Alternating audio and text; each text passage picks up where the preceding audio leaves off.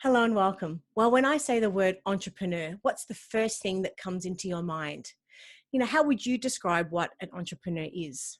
Now, entrepreneurship is ultimately about innovation and providing a solution to an unsolved problem through a product or a service. It's very different to a standard run-of-the-mill business model. Now, an entrepreneur introduces to the world an original idea, providing an inventive solution to a problem that, in most cases, we never even knew existed until their business provided the answer. Now, it's grueling, it presents unthinkable challenges and demanding hours. So, to think of combining entrepreneurship with parenting, which is also one of the most challenging jobs on the planet and known to man, is really an unbelievable concept. So, today, our special guest is not only an entrepreneur and a dad, he's also the CEO of one of Australia's well known household brands. Today, we welcome Marchant, CEO of Vistaprint, founder of Bondi Joe, board of director, digital innovation and marketing leader, and a startup advisor, and also father to two children. Thank you so much for joining us today. How are you? Good, thanks, Rachel. Thanks for having me. It's great to be here. And it's really exciting to be chatting with you. And I really see you as an extraordinary human. You're not only an entrepreneur and a dad, but you're also CEO of Vistaprint. I don't know how you do it, but I tip my hat to you, sir. And no doubt, you have a lot of tips and tricks to help our viewers and listeners today. So thank you for joining us. Thanks Now, very much. Sorry, thank you. go. Yeah. No, so thanks for being. I do definitely consider myself very lucky and very fortunate to have the roles I do. It's great to be with you. Well, before we sort of get stuck into all of the nitty gritty stuff, and I've got so much that I do want to speak to you about, I wanted to acknowledge, first of all, we published your article and it's titled Balancing Entrepreneurship and Parenting, How to Become a Successful Dadpreneur. Now, for someone who hasn't read the article yet, can you please tell us what it's about? And of course, just tell us what inspired you to write it. Sure. I think as you touched on, there's so much going through people's head when they're thinking about becoming an entrepreneur and launching their own businesses. And especially if you're going through the stress of also being a parent, it's hard to think, well, is it the right time? And I think my real belief is there's never a right time, and now's always the perfect time. But it's about prioritizing your effort. It's about working out what's important to you, making sure your priorities are clear. And they won't always be perfect, but trying to keep to those priorities about family first and what have you, and then your businesses potentially second and third. And also making sure you're doing something you love, being clear on why you're starting a business and digging deep to make sure that the businesses you're going to start and that entrepreneurial spirit you have will be sustaining because you found something you're so passionate about that intrinsic motivation is going to be easy to find. Late at night when those kids have gone to bed and you're working on your business, you want to be really passionate about what you're doing to keep on going. Yeah, I mean, there's a lot that entails entrepreneurship that a lot of people probably don't see and understand from the outside in. It's not until sometimes that you delve into it that you understand how complex and challenging it is. But I would love to know from your perspective, how do you manage everything? A business, a side hustle, and family life all at the same time. Like, what are your key points? I guess overall, would Sure. love to know. I think the first thing to point out is it's really hard balancing everything. And I don't want to be someone who comes on saying, oh, it's so easy, and here's some tips. I still find it a daily challenge. But to me, it comes back to this really clear sense of priority, and it is family first. It's Vistaprint where I work, and the majority of my working week is that second priority. And then Bondi Joe swimwear fits in around it. It fits in after those kids have gone to bed. And am I perfect at that prioritization? Absolutely not. There's all kinds of meetings I'll do at night when I miss my kids going to bed, unfortunately, because a lot of my Vistaprint stakeholders are overseas. There's times when I could be doing more on Bondi Joe and I'm not, and it takes a back seat because of the ebbs and flows of other life. But keeping a sense of that priority is really key. And then coupling that with working and being as most efficient as you can. I want to spend quality time with my children when I'm there, but when I'm working, I want to be efficient. I believe in 80-20. I believe in curbing your perfectionism and really concentrating on what's important in work. In Vistaprint, hiring amazing people. I'm lucky to work with some incredible people at Vistaprint Australia, and empowering them and delegating them and trusting and growing their leadership style rather than doing yourself. And on Bondi Joe, making sure that I'm doing the things I'm good at and not doing the things I'm not great at. I'm not a great web developer. I'm not great at doing marketing. So I found amazing people and amazing agencies that'll help me do that. And so it's about knowing your skills and playing to them, and continually referring back to that sense of priority and saying, hey, is this working and is this the right balance for me? So what I'm hearing, the first thing is balance is key and very important, understanding that you can't be all things to all people all the time. As you said, you have to go with ebbs and flows. And the second thing I'm hearing is the message of know thyself, understanding what your strengths are and where your strengths are not, and hiring people to be able to sort of fill those gaps otherwise. Is that what you're saying sort of overall? Absolutely, I think that's right. It's the old measurement principle of sometimes being on the dance floor, sometimes being on the balcony, is a principle you almost need to do in your own life. And being on the dance floor and doing is required, but you need to get the perspective on your life, not just your job, and saying, hey, am I doing the right things? Am I prioritizing the time I want in the way I want to be doing it? I also think from an entrepreneur perspective, I remember reading a book many years ago. There's a book called E-Myth by Michael Gerber. It's a bit of an Yes. old classic. And he talks about the fact that, when you're starting a business, you need to design your org charts for, say, 5 years in when you've got 100 employee or maybe 20 employees. And you look at all those boxes on your org chart and all those roles. And as an entrepreneur, you're needing to do all 20 of those roles. You're You do. doing a bit of marketing, you're Yeah. doing a bit of finance. The question is, if you've got a technical discipline from things you've done before, your natural tendency is to go and do that. If you're very creative, you may love doing the social media of your company, of your new entrepreneurial endeavor. Yeah. But the truth is, other disciplines you've got to be doing, and who's doing them if you can't or if you're not prioritizing them. So this constant question, and sometimes outsourcing is a great option, but not always. So sometimes you just have to do the stuff that you don't want to be doing to be able to grow that business. And I love that discipline of looking at that org chart of the future and thinking, hey, where am I spending my time? Yeah, it's very important. I did that a few years back, and I had the org chart here uh, in It's a my office. nice memento on the Well, wall for a startup. That's And, right. and you've got your name under every single like job role, from HR to finance to marketing to technical, and you say, who was that? Me. And then in time, as you start to grow, you do start to bring people in, and they always say hire for your weaknesses. Don't necessarily hire people that can do jobs that you can do. You hire to sort of fill the gaps, as you just mentioned, for Completely. skills, yes, that not necessarily your strength, and that somebody else loves doing. I just, in saying that, I just wanted to speak a little bit more about the parenting side of things too, in the sense that, a parent is a child's first and most influential teacher. Now, I'd love to know from your perspective, what do you think the main qualities of an entrepreneur are that children just can learn from overall? Sure. I think there's a number of things that an entrepreneur is doing that a child, I think, looks at and thinks that's really aspirational. I think the the having a go and being brave is a great spirit that I'd love my children to have. I want them to face into things they're not good at, or that there's a potential myriad of reasons why your business could fail. I want them to look at me and think, hey, dad had a go at this. And hey, how crazy. He started a swimwear brand of all the crazy things he could do. And that's really interesting. And people who know me probably think I'm not the most fashionable person in the world. So for me to start a swimwear brand, what does that say to my children? So I love that. It shows the discipline. It shows the value of, hey, I could teach myself how to do stuff. I can, go and understand the law and how to register a company and do that. I can go and understand in those early days how to get campaigns running on Facebook and Google. I need to understand Instagram and Snap and all these new channels that are coming out to people that are, probably not born in a generation where that's completely native. How do I go and learn that? So my children are seeing someone who's learning, having a go, and ultimately also seeing failure and not being put off by it. There will be things I've done. There's certain things I've done on Bondi Joe that worked, some that didn't. And having a conversation, I tried this, I tried that, it didn't work at all, but it was a great experiment. I'm glad I tried it. There's been certain marketing I've tried, certain trade avenues I've tried, and I think the kids are seeing that have a go. Having a failure, call it what it was, a learning opportunity, and just being open with it rather than projecting this image of perfection That's and that okay to fail. not It's taking what the you risk. take from that and how you That's learn to right. pick yourself up and keep going as well. Yeah. Absolutely. And I think, skills, for example, in like self-discipline and things like integrity, persistence, which we know we all need as entrepreneurs, a clear sense of direction, I think, is very important for kids to understand.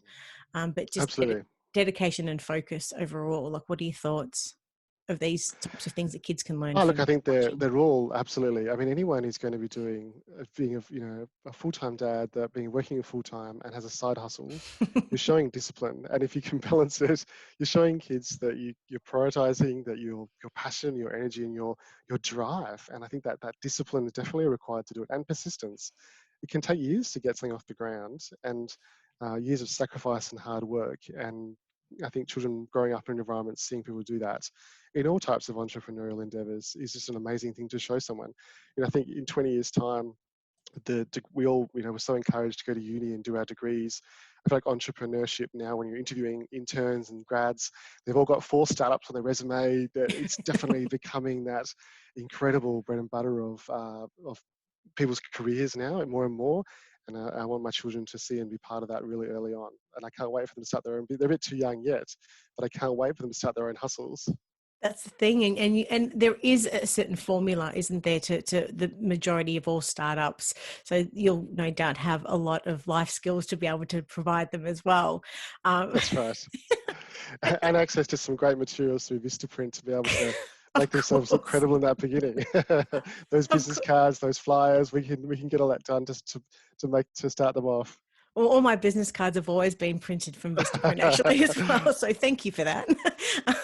But in saying that, getting back to a lot of the dads watching and listening, and mums of course as well, but there are a lot of career dads that have very demanding jobs with long hours. So if we take a positive from this situation, other than this, there are a lot of life skills that a father can teach their kids from demonstrating their work ethic overall, don't you think? And leading by example, don't you think? Absolutely. I think, entrepreneurial aside, I think absolutely. I think children looking at us going, and really respecting people who are developing amazing careers, and the work ethic, the discipline required in any career. And I think if you balance that, and when you're with your children, you're really present, and they're seeing that, and they're seeing that you have those sides to you, and that I think that's very important to show children. I think we give working parents a bit of a hard time, to be honest, and I think we often shy over the fact that children are learning and looking at their parents and being inspired by it in a very constructive and positive way as well. Absolutely. Now, for any parent listening and watching that has a business idea and hasn't taken the plunge and the leap forward to put it into action yet, I would love to know, what are your words of advice and encouragement? Sure. I think it's start now, start small, and go out there and test and validate your idea and your concept as soon as you possibly can. Don't wait for the perfect idea. Don't wait for the perfect website, the perfect, all the different components to be absolutely perfect. Get it to market. If it's a product or it's a service or an offering, as soon as you possibly can, in the minimum viable format that's going to happen. Test who your target market are, and maybe not who you think. Get their feedback, get their feedback, get their feedback, and constantly change until you invested and gone too far.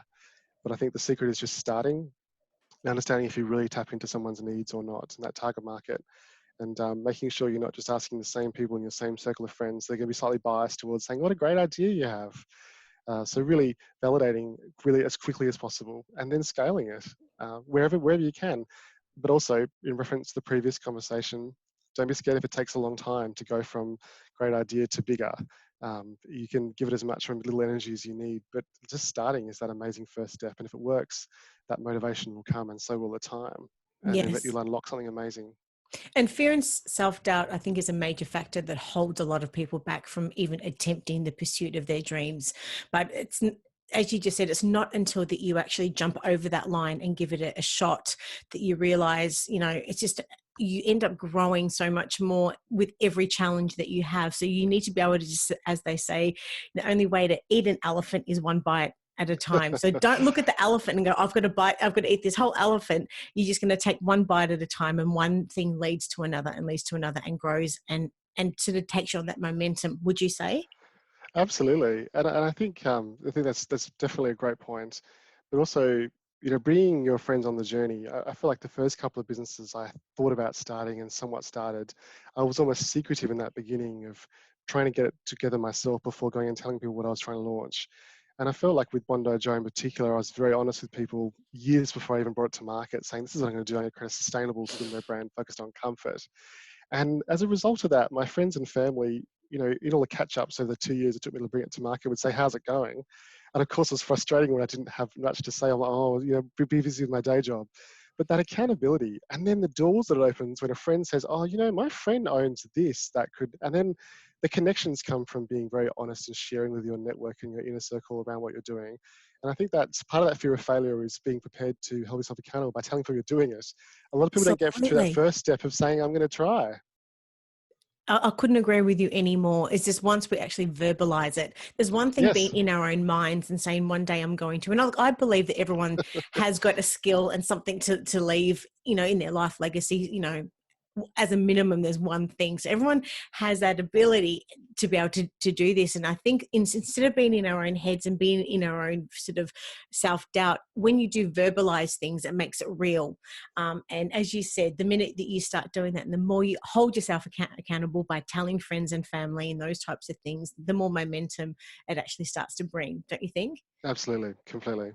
So what was it that really pushed you forward to launch Bondi Joe? Did you see a gap in the market, as every entrepreneur does, that they sort of say, this, I want this product or service, but it doesn't exist, so I'm going to go out and create this particular brand? Tell us, like, what was it? Yeah, I think to me, I love building brands, understanding how brands position themselves and how a brand translates itself into every touch point. So for me, I had Mm-hmm. this passion of brand building. And with swimwear in particular, I found, I just turned 40 this year. If you're a guy like me, the swimwear brands are either super young and surf oriented, or they're super old and fluorescent, kind of old men's brands. No offense to anyone listening. But to me, there was this middle category of people that still want to be fashionable, who have a very strong sustainability ethos. We've got a carbon offset supply chain, fully recycled materials, and how to bring that to life in an incredible way that also sells a bit of Australia. We have a big overseas market for it. So kind of that was really that gap in the market, and focusing on comfort and a few angles that I thought there was a customer problem. And through validation, I was able to prove there was a problem and a need for the product we were selling. So when you are really quite passionate, and you have purpose in your business, it does help sort of propel you forward, doesn't it? That is sort of Absolutely. the driving focus overall. And have you found that sort of helped you as well? Completely. I was thinking if I had chosen something really boring, that I didn't want to, like a product that may have had a need, but I wasn't personally so attached to it, I couldn't imagine working so late and so long and for so many years over it. And yeah, you can get motivated by the financial return of a product that you found that has a category and a need for it. But I don't think that motivation would have been there for me. I think people even look at drop shipping on Amazon and find, crazy products that have a margin for a short term. That isn't building a brand for me. It isn't building something consumers really resonate with and finding a target market for. It's very niche segmented short term play. And that's probably less interesting to me. I'm not knocking that. There's a lot of money to be made there. But that longer term play, of how you create connection with consumers and validate a need is really what motivates me. And I think Mm. working on something with a purpose is the key to life. I couldn't agree with you anymore. It gives.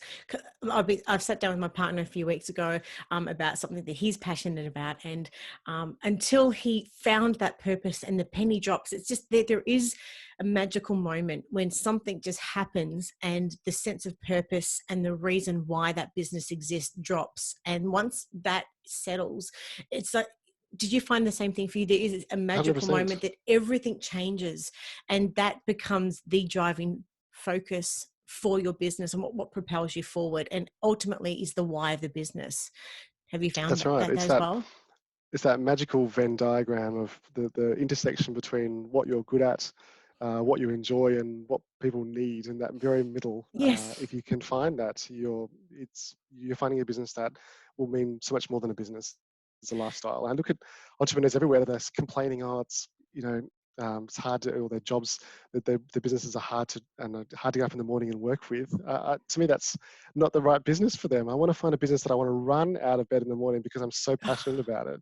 And yeah, there'll be days, don't get me wrong, there'll be days it's going to be hard on others. But on the whole, you've got to get out of bed and want to do it. Well, they say, find what you love and you'll never work a day in your life, That's as right. they say. Absolutely.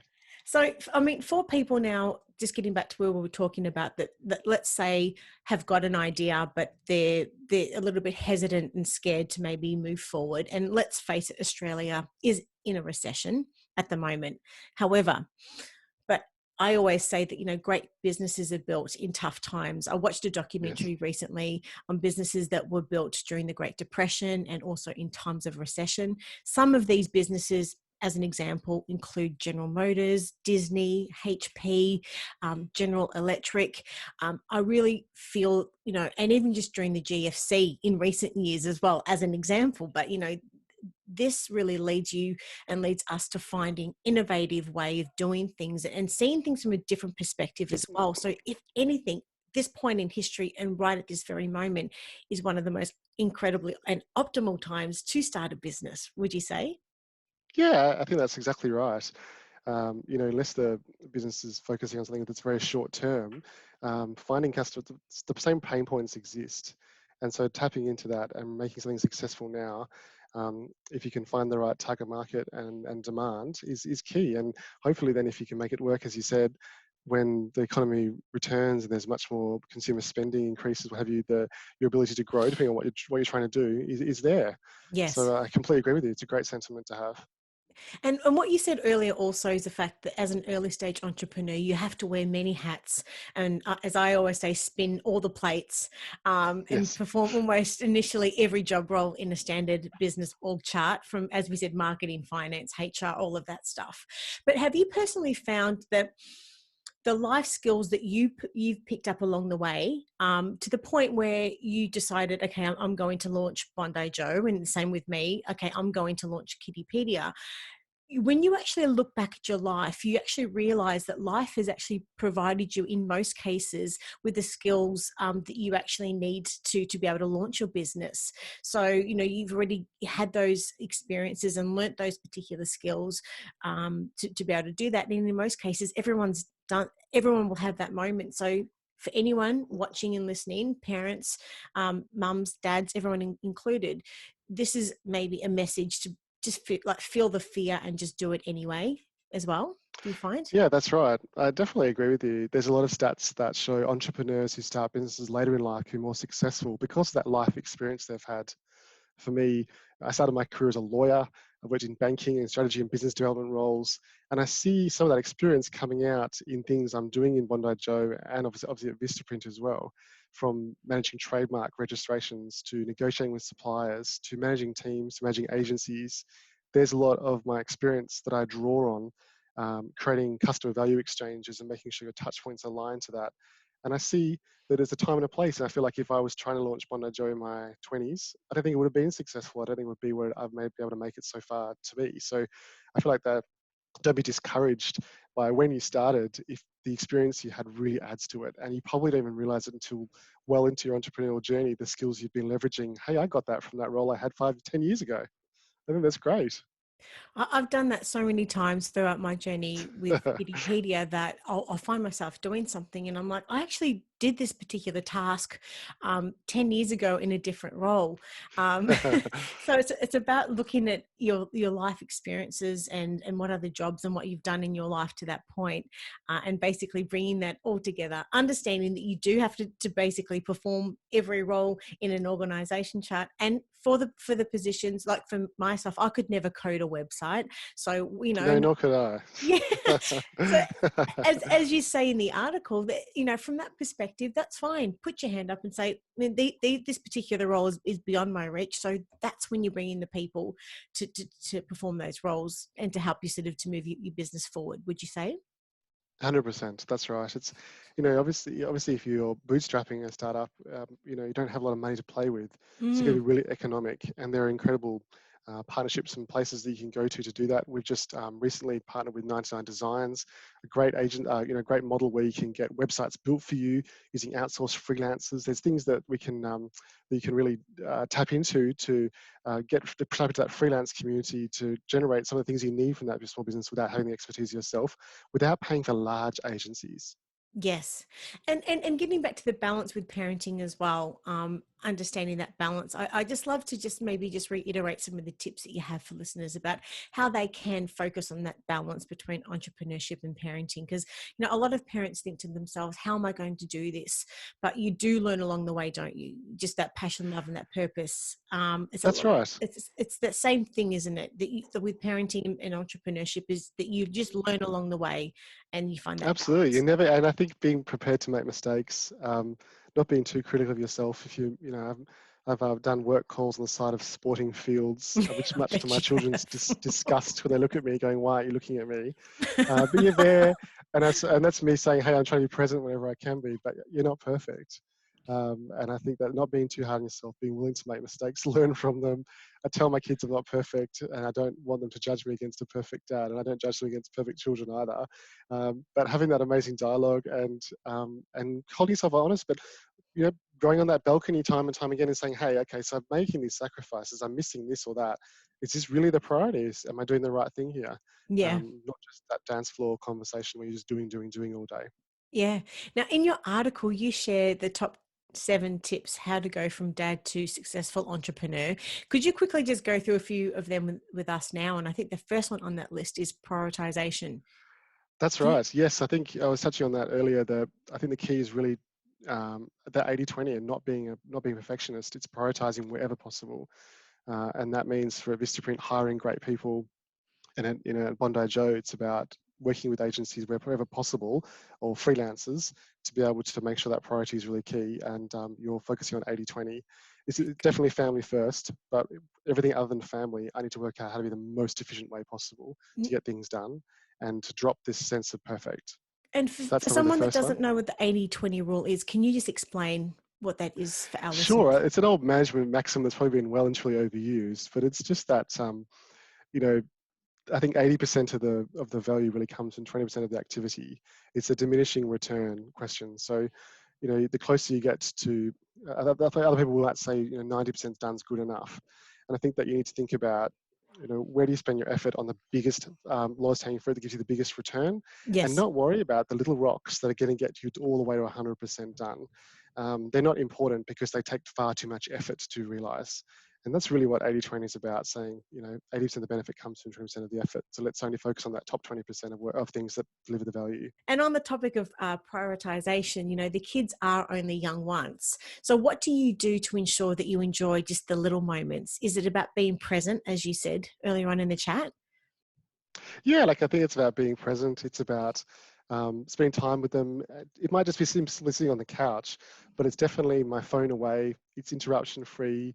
I'm listening. I'm hearing what they want to do. If they want to go to the park for the 100th time, I'll get them to the park for the 100th time. If they want to go to the beach, we'll go to the beach. It's about being flexible, kind of putting out the window what I think we're going to try and do, what my definition of fun will be, or where we should go for a lunch or a dinner, and just being with them, doing what they want to do. And I think enjoying them as much as possible, and not missing those key moments and asking them questions. To me, bedtime, lying in bed reading. I'm reading Harry Potter with my daughter at the moment. My son's reading a series of books. Sitting there after the lights out, asking how the day was, what's happening with the friends, just checking in and making that time. To me, that bedtime routine is still really key to have some of those connections. And so I really try and not let meetings happen over bedtime wherever possible. And I'm really loath to miss a bedtime and miss that connection. Yes. Now, the next thing on your list, number 2, is be passionate. Can you maybe just explain about that? Sure. I think, as we've spoken about a bit in this conversation, you've got to be really passionate about what you do. I absolutely love my job at Vistaprint and I absolutely love working on Bondi Joe, and I wouldn't have it any other way. I have worked in roles that I didn't enjoy as much as this, and the difference between my motivation and my passion is night and day towards what I'm doing now. I really enjoy it, and I think that finding what you're passionate about and meeting that intersection of what you're good at, what you and what you enjoy doing is the secret to that happy life. To be honest, I think that's it's really underrated. People do a lot of work that they don't really enjoy, and I'm like, life's too short for that. So being passionate is so key. Totally agree. Now, the next one on your list is work life balance is key. Can you maybe just explain a little bit more about this? Sure. I think work-life balance is definitely key to anything. With COVID in particular, the boundaries have getting a little bit blurry between, I've been at home since March. My wife's at home as well. Having the computer always near, and the fact that I have stakeholders overseas, my emails do come in 24 hours a day. I Of could be there course. 24 hours a day. So being able to define time and switch off, blocking my lunch to be able to do some exercise and well as have lunch, blocking my evenings so that I don't get meetings over my children's bedtimes, and being able to find time and blocking that out and having that work-life balance is really key for my own personal time, but also as a leader, encouraging my team to do whatever works for them. I'm completely outcomes based. I don't care when they're working, which days of the week, where they're working from. It's as long as they're happy and healthy and enjoying what they're doing, and really motivated to do it, then it works for me. So really encouraging them to look after their own work-life balance is key, and taking the time to do it for yourself. And And sometimes saying no to meetings. well, that's the thing. Having set boundaries is what I'm hearing, is what you're saying. And no doubt that does actually help sort of keep on top of just mental health overall, would you say? Absolutely, that and exercise I think are key. Any exercise in any shape or form, and setting those boundaries. Especially when you're new. I mean, I started at Vistaprint in February, late February, and when you're new, you're kind of more willing to accept meetings at all times of the day and all kinds of meetings are coming your way, and then to be able to say, well, actually, you know what, I don't really want to take meetings before 7 a.m. and I'm not going to take them after 7 p.m. at a minimum, and I don't want to do late nights and early mornings on the same day, for example, and being strict to that. And I think a lot of stakeholders really agree, and if they realise they were blocking over your children's bedtime, they'll be the first to move it. So highlighting that, being aware, blocking your diary and holding yourself accountable for it, rather than sitting back and just accepting that, and the impact it has on your personal life is really key. Yes, boundaries and understanding that you can't be all things to all people 24 Absolutely. hours of the day. You have to look after yourself too. Very, very important messages. Now, the next thing on your list, number 4, is have a strong mission. Can you tell us more about this? I think that's right. If you, it kind of goes back to the passion and the purpose. If you really need to know what you're trying to solve and be really dedicated to that. Our mission at Vistaprint is to be the marketing partner for small business, and how do we enable small businesses to give that credibility and become larger than they really are, and through a lot of different products and services is key. Bondi Joe, it's about solving sustainable swimwear and providing comfort to men that have outgrown surf brands.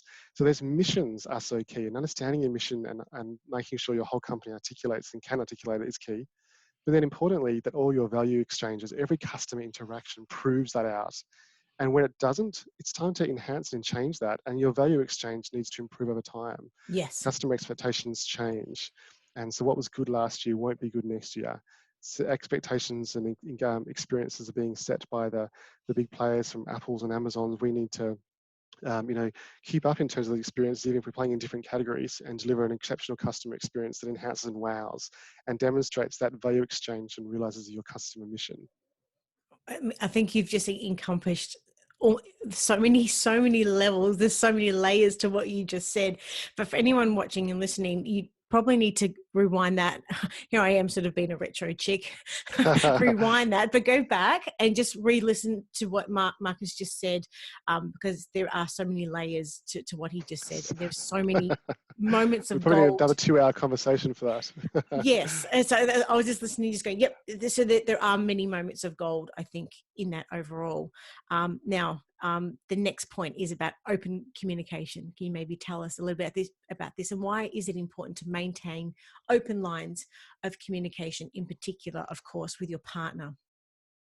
That's right. I think my wife and I both working full time and both being at home since March has definitely brought this to a fore. We spend probably more time together than we did prior to COVID now, and having that communication about, hey, is this even working? Who's looking after the kids when? Our kids are lucky enough they're old enough to get the bus home, but they come home at 3:30 now, which is not the end of a work day.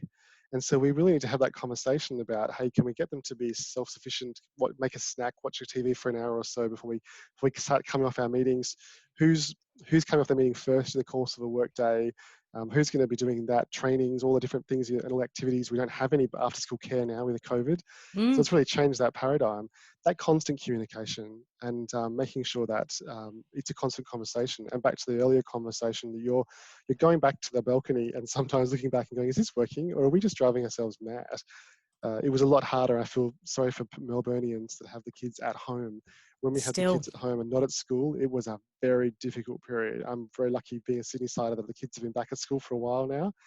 That conversation and the readjustment was so dramatic when the kids were at home trying to be schooled as well as us working full time. It was a constant conversation. Yeah, so just having those open lines of communication with your partner at any stage is really, really, really crucial. Absolutely.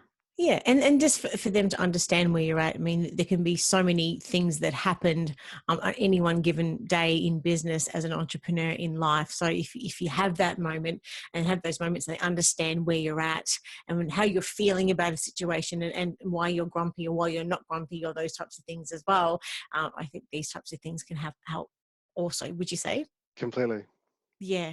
Now, the next point, number 6, talking about the ups and downs as well. I mean, there's so many ups and downs as an entrepreneur, and they are inevitable. And it's always important to remember that it's not going to be easy. But, in the article, you actually share 5 tips to pull yourself out of a rut. And I'd love to maybe just go through those with you. The first one is about Sure. practicing gratitude. Why is it important to practice gratitude? I think that's right. It's the positivity needs to be on your side. Be thankful for the fact that we're living in Australia. We have an incredible, government provided healthcare and school systems at our disposal. There's so much to be thankful for, and I think taking a stock of that, and especially in times like COVID when there's a lot more uncertainty around, it's just so key. And I think being grateful for that is key to kind of life in some ways. Yeah. And I think also gratitude of us just living at this particular point in history, despite COVID, but having just, I guess, the online exposure and the access to so many resources, give it anything Absolutely, that we want access to, we want answers to, you basically can find it. So just having gratitude, I think, for being able to live during this particular point in completely. history is another thing as well. Now, the next thing you mentioned in your 5 tips also is about to remind yourself why you started. And you did sort of touch on this a little bit earlier, but this is something that obviously is incredibly important for anyone starting a business. And I've always found, and I'd love to know your perspective, that when you have those really tough days and there's things, there's been a barrage of things that have gone wrong, when you understand and you sort of remind yourself your why, it's almost like that sort of that light at the end of the tunnel that sort of pulls you forward, and that's what sort of just helps you continue going at the throughout all the tough times. Do you think? Completely, I agree, and that's why it's so important to have a business and entrepreneurial endeavor that you're so passionate about, Yeah. because in those dark moments, you want to be able to dig deep and find your own energy again from that motivation. And if you're not passionate about it, you're just not gonna. You can find your motivation a few times, but you're gonna eventually run out of steam. Yes. The next one is focus on past victories. Can you tell us about that too? I think it's really important to look back and go, hey, I started with nothing. I started with just a crazy idea, and look what's gone my way. These things have really worked, and yeah, there might be a long road ahead, but you got to celebrate those past victories. It's really important, enabler and motivator, to say there's something in this. You've got great customer feedback. You've got a test in market. You built your first website. You got your first business cards.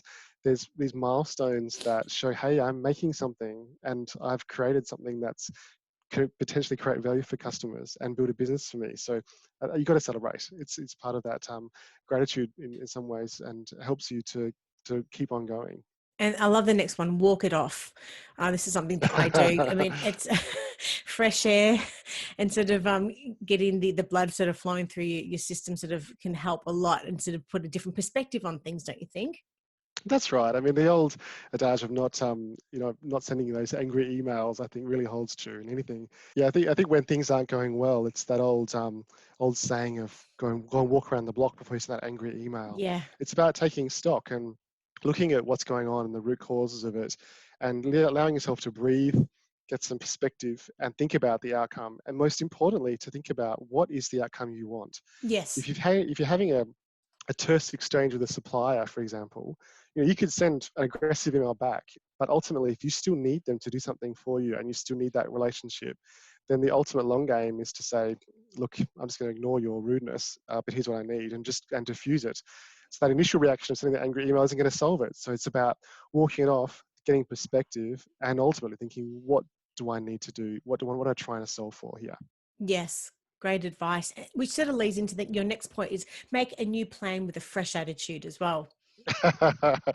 Absolutely. I think a lot's been written about the need for a lot of startups to pivot. And whether it's a small or a large pivot, you constantly need to think, hey, what's my plan B, and how do I need to adjust my plan? If you're bringing an idea to market and your test audience or your test segment doesn't like your product, you can't be put off. You need to ask them what would make you like it, and then change, and then test it again, and then change and test it again. Mm, And I think that pivoting is well and truly documented in startup language now. The word pivot's probably almost overused, but it's yep. so key. And make a new plan, get a new perspective, reinvigorate yourself. Because if your mission is true and there's a real customer need for it, you've got to solve it. And if it was easy, someone would have done it before. So it's Yes. not going to be easy. Now, the last of your 7 points is switch off. Why is it important to switch off and just look after your health overall? Well, I think that's right. Whilst your family's your first priority, to be honest, even before that comes your own personal health. You can't be there for your family if you're not healthy and you don't look after yourself. You need to find the right balance of exercise and nutrition that works for you. It's really important to switch off and look after your health. Whilst we say family first, to be honest, your health and well-being have got to come first in some ways, because if you're not happy and healthy, you won't be able to be there for your family and for the businesses you work with. So being able to switch off to find the right nutrition and the right exercise that works for you and your lifestyle and what you're interested and capable of doing. And also concentrating on your breathing, the power of breathing, and deep breathing to calm yourself and in stressful moments is just so powerful. That I think you really need to look at that and concentrate and find what works for you. And I don't want to be a preacher about what I've done. It's about finding whatever you think you can makes your body happy and sticking to it. And I understand, getting back to Vistaprint for a moment, it started the way that most businesses do, with one entrepreneur's, I guess, ambition and goal and vision. And that's really proof that all businesses have to start somewhere, really, isn't it? That That's irrespective of right. how big and how well known a brand actually is, it started somewhere, and it just started with someone's thought and their passion and their purpose and all of the things that we've just spoken about, which is really food for thought for anyone watching and listening, that potentially, as we said at the start, they have got their own ideas and those types of things that they haven't necessarily leapt forward and just given it a shot, don't you think? Completely. I love the fact that Vistaprint was started by our founder, Robert Keane, in his bedroom in Paris when he came up, and it was only 25 years ago, where he found a way of printing in low cost that enabled us to produce a much more interesting product in market without those needs for those large printers and huge marketing agencies designing for you. And that little idea has spawned into amazing global business that's helping small businesses everywhere to fulfill their marketing dreams. Yes. And a little bit about Bondi Joe, I was reading also, that you do a lot to help the planet with a fabric that is from 100% recycled bottles. Yes, Um, that's right. Tell me about that. How does that work? Yeah, so the fabric bottles, sorry, the fabric bottles, the plastic bottles are basically collected and spun down into yarn, and that yarn goes into and makes the fabric that the shorts are made out of, which is fantastic. As you know, the oceans have a huge problem with plastic, and as much as we can take out and reuse in fabrics like in our board shorts is a wonderful idea for the planet. And plastic free shipping as well, overall. That's right. Yeah, absolutely. Plastic-free shipping and a carbon offset supply chain. I think it's very hard for small businesses to offset their carbon, but I'm a big believer that, especially when we offer free shipping around the world, we're going to have a carbon footprint. We need to offset that. Okay. Well, look, we've covered off a lot of information today, but if you were to summarize, I guess, your key messages for anyone watching and listening, what would they be? I think my key message is to have a go. Understand your priorities, find your why, and go after it. I think that's really the best thing you can do. Yes, and there've been so many just like pearls of wisdom right throughout the whole interview. And as I was saying earlier on, for anyone to be able to sort of replay those I guess monologues that you've had, because there are so many keys of wisdom. And also I think as well for anyone to be able to find a mentor, and a mentor doesn't necessarily have to be someone physical, that can just be adapting and finding someone in the entrepreneurial world that you've got an affinity with their messages and who they are and what they stand for, and following them. Everyone's got podcasts and books and all kinds of That's things out right. there. And, we are lucky we live in the age of 2020 that we realistically have access to so much endless amount of information. So if you really want the answers, they are out there. Just be resourceful enough and have just that passion, and you will undoubtedly find the answers. So just have a go. But Marcus, I've absolutely loved our chat today. If anyone's got any other questions for you and or want to sort of find out more about Bondi Joe, where can they find you guys? Sure, absolutely. So Bondi Joe is at bondijoe.com, and or else find me on LinkedIn or vistaprint.com, and feel free to get in touch. Happy to help and answer any further questions. This has been an awesome chat. Thank you so much for your time. You're undoubtedly probably the busiest person I've sort of spoken to. So I'm Thank you so very grateful. much. Yeah, it's been really, really wonderful. But in the meantime, I hope for the opportunity for another chat again in the not too distant future. But Completely. just stay safe. And once again, thanks for your time. Thanks, Marcus. Thanks, Rachel. Bye.